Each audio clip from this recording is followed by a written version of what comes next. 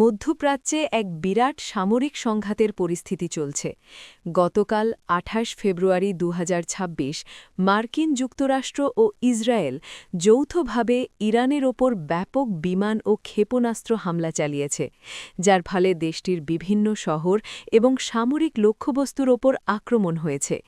এই হামলায় ইরানের কর্মকর্তাদের তথ্যানুযায়ী ২০০-এরও বেশি লোক নিহত ও শতাধিক আহত হয়েছে এবং তেহরান সহ অন্যান্য শহরে বিস্ফোরণের শব্দ শোনা গেছে। ইরান সরকার এই হামলাকে একটি যুদ্ধ অপরাধ বলে অভিহিত করেছে। ইরান এরপরই পাল্টা প্রতিরক্ষা হিসেবে মধ্যপ্রাচ্যের বিভিন্ন অঞ্চলে মার্কিন এবং ইসরায়েলের বাহিনীর ওপর ক্ষেপণাস্ত্র ও ড্রোন হামলা চালায়। এই প্রতিরোধে বিস্ফোরণের খবর এসেছে সৌদি আরব, বাহরাইন, কুয়েট, কাতার এবং সংযুক্ত আরব আমিরাত সহ বহু দেশে।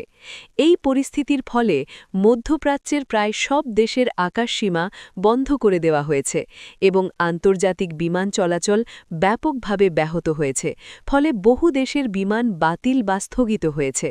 বর্তমানে আন্তর্জাতিক নেতৃবৃন্দ এই সংঘাতের তীব্র নিন্দা জানাচ্ছে এবং পরিস্থিতি দ্রুত শান্ত করার জন্য কূটনীতিক প্রচেষ্টা শুরু হয়েছে।